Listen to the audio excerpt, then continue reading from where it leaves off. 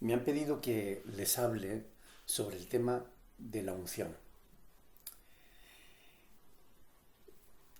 Quiero comenzar leyendo un pasaje de las Escrituras en el Evangelio de Lucas, capítulo 4, versículos del 18 al 19.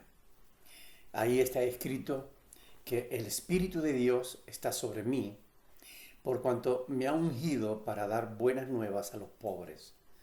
Me ha enviado a sanar a los quebrantados de corazón, a pregonar libertad a los cautivos y vista a los ciegos, a poner en libertad a los oprimidos, a predicar el año agradable del Señor. Este pasaje fue el que leyó el Señor Jesús del libro de Isaías en el día que entró en la sinagoga.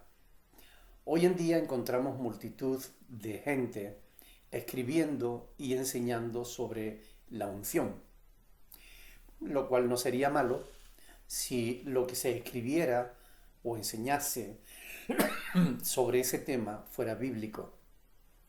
El problema es que en muchos casos no es así. En la mayoría de los casos nada tiene que ver con la palabra de Dios, sino que más bien son escritos que tienen que ver con la superstición, el ocultismo, la superchería, es decir, el engaño. Se habla de distintos tipos de unción. Por ejemplo, la unción de la chaqueta. Todos hemos visto vídeos de Benny Hinn tirando su chaqueta, su saco, aventando su saco contra la gente que cae por efecto de la sugestión. Pero bueno, ya eso quedó casi en nada, ¿no? Porque hoy en día existen tantas unciones como falsos predicadores hay. Cada cual tiene o se inventa su propia unción. Cada una de ellas más estrambóticas. Por ejemplo, ya no se conforman con la unción del aceite. Ahora hablan de la unción de la harina, la unción de la sal, la unción de la leche, la unción de la escoba, la unción del zapato. Bueno, incluso este tema llega a un terreno tan escabroso como hablar de la unción del chicle. O sea, un predicador que mastica chicle se lo da a masticar a otra persona. Me parece asqueroso. Todavía incluso peor todavía. La unción del escupir, del esputo, de la saliva. El predicador que le pide al creyente que abra la boca y escupe dentro. Por Dios, es algo absurdo, algo asqueroso. Pero hay gente que está practicando eso, pensando que van allí con sus bocas abiertas esperando que aquel hombre le transmita esa unción. Absurdo. Todo eso ocurre por la absoluta y enorme ignorancia que hay de la palabra de Dios en la iglesia actual. Eh, en la iglesia actual, en esta iglesia apóstata, en su mayoría, cabe todo, todo. Perdón.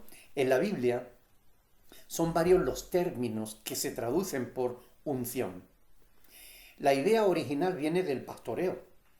Los pastores usaban ciertos ungüentos, aceites, con ciertas especias que ungían a las ovejas para protegerlas de los parásitos o para desparasitarlas. En el mundo oriental, antiguo, los aceites y los ungüentos se consideraban artículos de tocador y debido al clima pues se usaban con mucha frecuencia. Por ejemplo, Eclesiastés capítulo 9, versículo 8 dice, en todo tiempo sean blancos tus vestidos y nunca falte ungüento sobre tu cabeza. Por ejemplo, cuando alguien recibía a un huésped, le ungía como símbolo de bienvenida, de honra, de hospitalidad. En Lucas 7:46, Jesús reprochó a Simón diciéndole, no me ungiste mi cabeza con aceite, mas ésta ha ungido con perfume mis pies. Es decir, Tú no me ungiste con aceite que es más barato y esta con un perfume caro me está ungiendo para mis pies, ¿no? Porque lo estaba ungiendo para la sepultura. No ungirse era una señal de duelo. Esto lo podemos ver en segunda de Samuel, capítulo 14, versículo 2. O también una señal de búsqueda de espiritualidad. Lo vemos en Daniel, capítulo 10, versículo 3. Por esta razón, el Señor Jesús exhortó a sus discípulos a no dejar de ungirse, de arreglarse, de perfumarse, cuando ayunaban, para no manifestarse, para no manifestar que estaban haciendo ese ayuno, porque era una muestra de hipocresía, ¿no? Desde tiempos muy antiguos, en Israel, a Moisés, Dios le habló a Moisés diciéndole, tomarás especias finas de mirra excelente, 500 ciclos. Bueno, aquí en este pasaje, en Éxodo capítulo 30, del 22 al 25, tenemos la composición del aceite de la unción. ¿Ok? Un aceite especial que solo debía usarse para ciertas prácticas, ¿no? Dice, tomarás especias finas de mirra excelente, 500 ciclos. De canela aromática la mitad, esto es 250. De cálamo aromático 250. De casia 500, según el ciclo del santuario. Y de aceite de olivas un hin. Y hará de ello el aceite de la santa unción superior ungüento. Según el arte del perfumador, será el aceite de la unción santa.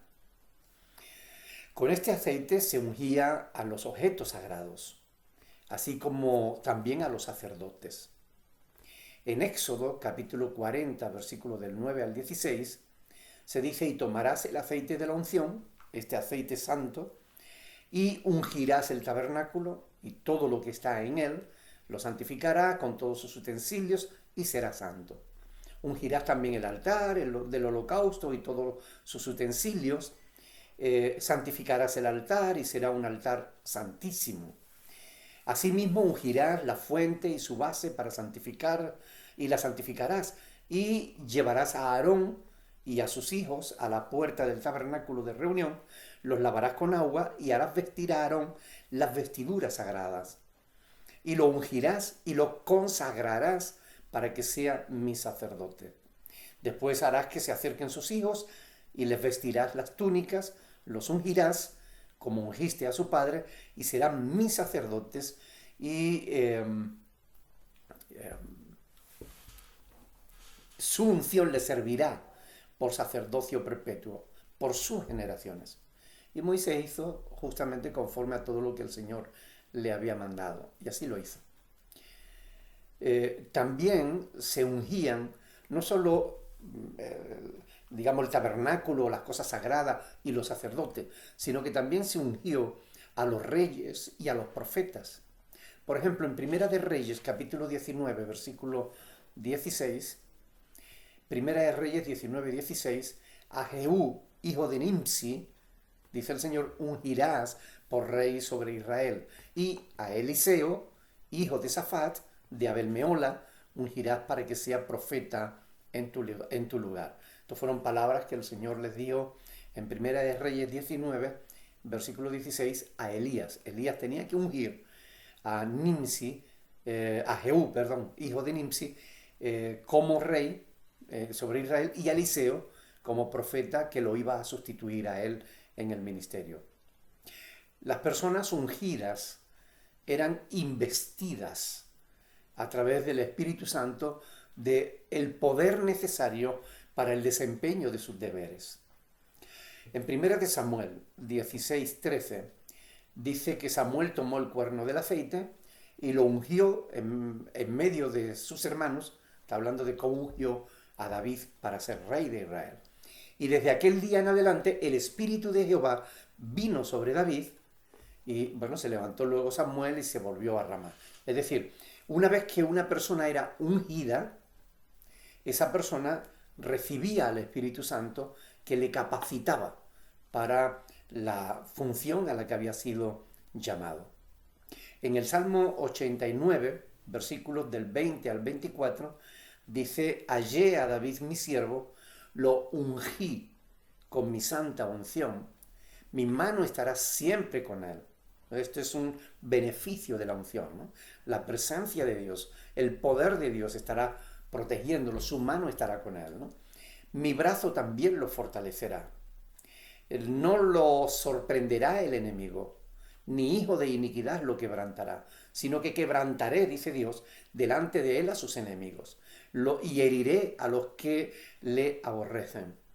Mi verdad y mi misericordia estarán con él, y en mi nombre será exaltado su poder.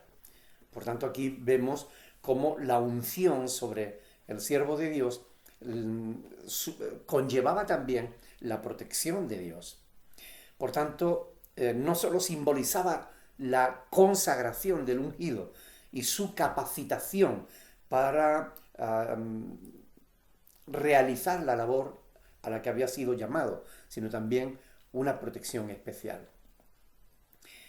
Por tanto, la unción simbolizaba la consagración a Dios para una función particular dentro de los propósitos divinos, para consagrarlo al servicio de Dios. Esta consagración afectaba todo lo que él tocara posteriormente. Es decir, si el ungido tocaba algo, aquello que él tocaba también quedaba ungido, quedaba santificado de alguna manera. Dice en Éxodo capítulo 30, versículo 29, dice: así los consagrarás y serán cosas santísimas, todo lo que tocare en ellos será santificado. Es decir, cualquier cosa que toca al ungido queda ungido. Dios promete bendecir también a sus ungidos. En Isaías capítulo 10, versículo 29, dice: acontecerá en aquel tiempo que su carga será quitada de su hombro y su yugo de tu cerviz, y el yugo se pudrirá a causa de la unción. Es decir, la unción pudre el yugo. Dios promete usar a los ungidos. En Isaías 61 tenemos ese pasaje que Jesús leyó en Lucas capítulo 4, con el que hemos comenzado esta meditación, ¿verdad?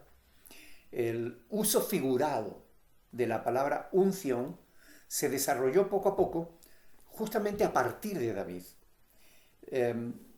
y llegó a ser una idea muy respetada en Israel. Lo podemos ver por la insistencia, por ejemplo, de David de no extender su mano contra Saúl, a pesar de que Saúl intentó matarlo en diferentes ocasiones. David no quiso levantar su mano contra Saúl porque consideró que Saúl era el ungido del Señor. Es decir, él había sido ungido y por tanto no quería que levantar su mano contra Saúl, ¿no? Primera de Samuel, capítulo 24, versículo del 6 al 7, dice: y dijo a sus hombres: Jehová me guarde de hacer tal cosa contra mi Señor. Es decir, David hablando de Saúl, el ungido de Jehová, que yo extienda mi mano contra él, porque es el ungido de Jehová. ¿Se dan cuenta del respeto que David tenía a ese tema de la unción? Así reprimió David a sus hombres con palabras y no les permitió que levantasen la mano contra Saúl. Porque los hombres de David le estaban insistiendo en que acabara con Saúl y que les permitieran a ellos matar a Saúl, pero David no lo consintió. Primera de Crónicas 16, 22 dice: no toquéis, dijo, a mis ungidos, ni hagáis mal a mis profetas. Así está escrito: no toquéis a mis ungidos, ni hagáis mal a mis profetas. Esto lo están utilizando algunos falsos pastores para decir que no se les critique, que no se les juzgue lo que enseñan, lo que hacen, que son los ungidos de Dios. Mire, de esto vamos a hablar un poquito más adelante. Nos vamos a dar cuenta del fallo que tiene esa herejía, esa falsa doctrina, ¿ok? Pero lo veremos más adelante. Aunque el caso de Saúl, del que estamos hablando, enseña que los beneficios de la unción en un momento, en un momento determinado, esos beneficios simbolizados en la unción se pueden perder si la condición espiritual del ungido se deteriora. Le pasó a Saúl, con lo cual esto es una demostración de que es así, ¿no? En el Nuevo Testamento, Jesús es el ungido por excelencia. Ya leímos el pasaje de Lucas 4, donde él dice: el Espíritu del Señor está sobre mí, por cuanto me ha ungido. ¿Okay?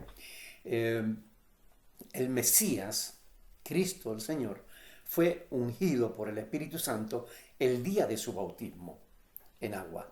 Cuando él estaba siendo bautizado, Mateo capítulo 3, versículo 16, dice que después que fue bautizado, subió luego del agua, y he aquí los cielos fueron abiertos, y vio al Espíritu de Dios que descendía como paloma y venía sobre él.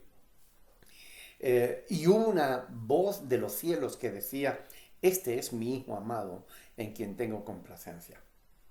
Aquí vemos cómo el Espíritu Santo desciende sobre la persona de Jesús, y a partir de ese momento él queda ungido por el Espíritu de Dios. De hecho, en el libro de los Hechos de los Apóstoles, capítulo 10, versículo 38, se dice que cómo Dios ungió con el Espíritu Santo y con poder a Jesús de Nazaret, y cómo éste anduvo haciendo bienes y sanando a todos los oprimidos por el diablo, porque Dios estaba con él. Pero cómo Dios ungió con el Espíritu Santo y con poder a Jesús de Nazaret. La unción trae la presencia del Espíritu de Dios a la vida, y el Espíritu de Dios te capacita con poder para realizar la labor que Él te demanda. El mismo Espíritu Santo que ungió al Señor Jesús el día de su bautismo es el que unge a los creyentes. Y esto es muy importante. Quiero que lo entiendan bien, porque cuando hablen de ungidos, tú debes saber que si tú eres cristiano, si has nacido de nuevo, si tienes al Espíritu Santo de Dios en tu vida, tú eres un ungido. Primera de Juan, capítulo 2, versículo 20 y 27. Dice: pero vosotros tenéis la unción del Santo. Fíjense qué cosa más hermosa en una sola frase. Vosotros tenéis la unción del Santo. Tú eres un ungido de Dios. Y conocéis todas las cosas. Dice: pero la unción que vosotros recibisteis de Él permanece en vosotros. Es decir, no solamente has sido ungido, sino que esa unción permanece en tu vida. En tanto y en cuanto, lógicamente, permanezcas en tu fe para con Dios, ¿no? Es decir, mientras no acabes haciendo lo mismo que hizo Saúl, andando en la carne, ¿no? ¿Por qué esto es importante? Teniendo en cuenta que la unción simboliza la presencia del Espíritu de Dios en nuestra vida, y que todos los cristianos ya la tenemos, y que además esa unción permanece en nosotros y no se va mientras estemos en Cristo, según este pasaje del Nuevo Testamento, 1 de Juan 2, 20 y 27, ya no es necesaria la unción con aceite. No hay necesidad de correr detrás de los hombres buscando un acto profético, ni ungimientos, ni con harina, ni sal, ni leche, ni nada parecido. No necesitamos que nadie nos unja con otra unción. Ninguna puede superar la presencia misma del Espíritu de Dios en nuestras vidas.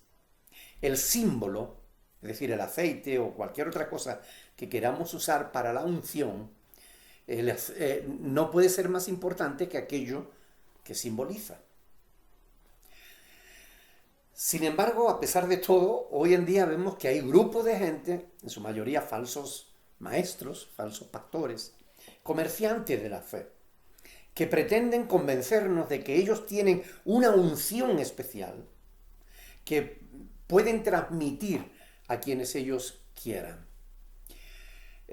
Otros entienden que cualquiera que sabe ponerse delante de los demás y hablar con soltura tiene la unción. Y no tiene nada que ver con eso. La unción no depende de nuestra capacidad intelectual. La unción no depende del tiempo que llevemos en la fe.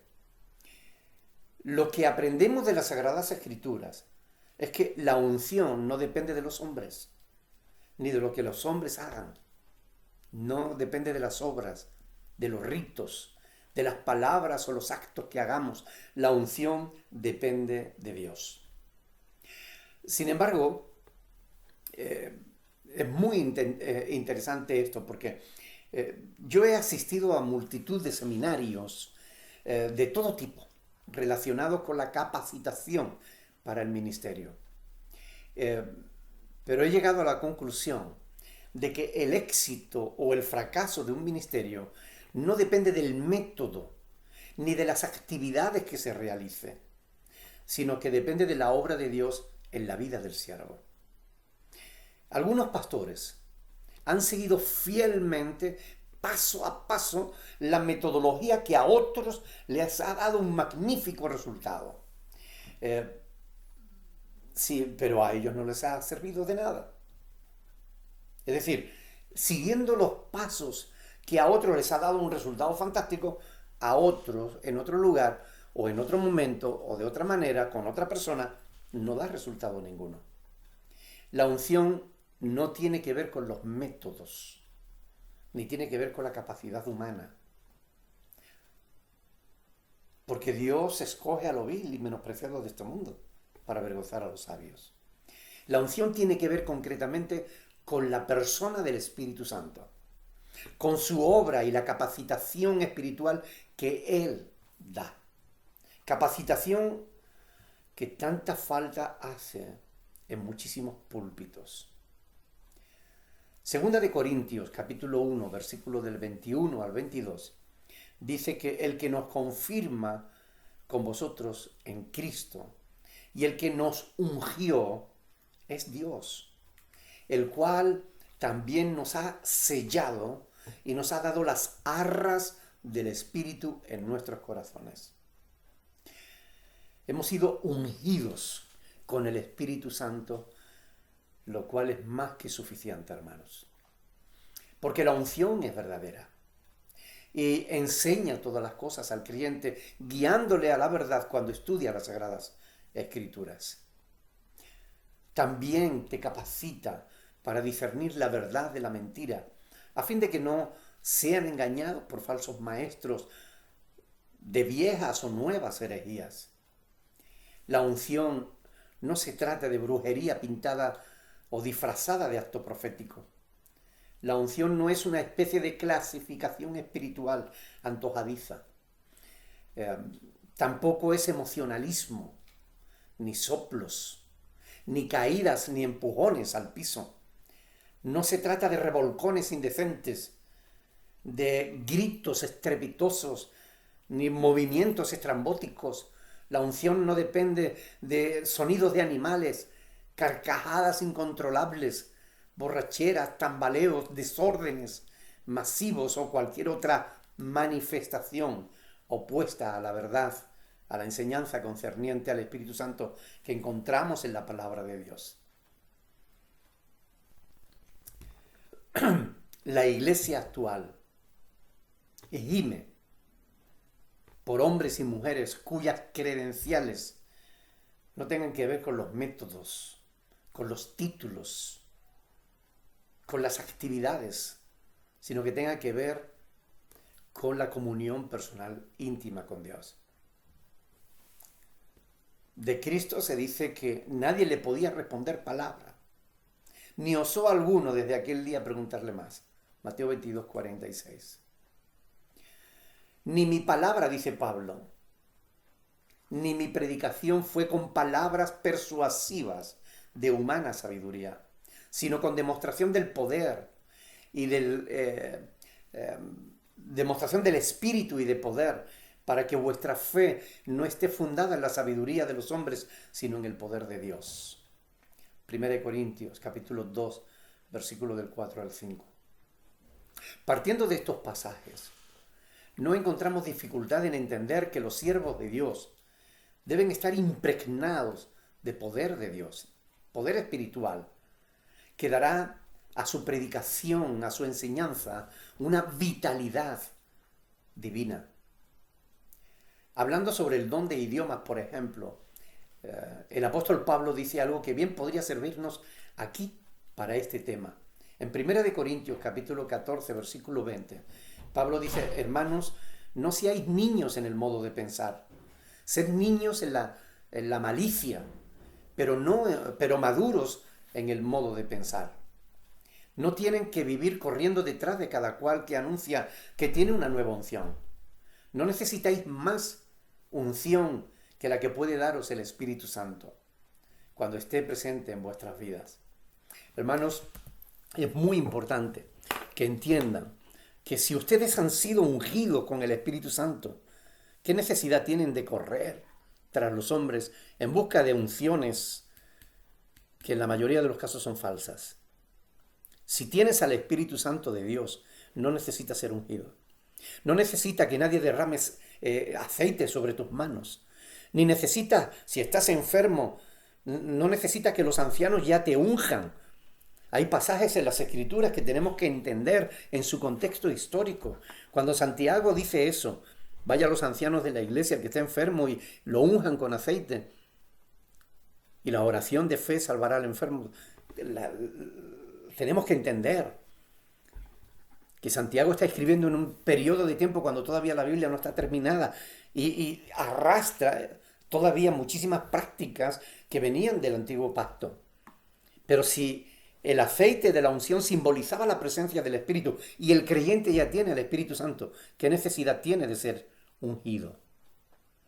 Si tú quieres la unción de Dios, lo que tienes que hacer es arrepentirte de tus pecados, pedirle al Espíritu Santo que entre en tu vida y tendrás la unción del Santo para siempre sobre ti. Es la única unción que necesitas, la presencia de Dios en tu vida. Hermanos, no seamos niños, al menos no en nuestro modo de pensar. Seámoslo en la malicia, pero estudiemos las Escrituras. No nos dejemos engañar por falsas doctrinas que hace ya tiempo que deberíamos haber dejado detrás. Que Dios los bendiga, hermanos. Transmitan, compartan estos vídeos a fin de que otros puedan conocer la verdad que encontramos revelada en la palabra de Dios. Dios les bendiga, mis hermanos.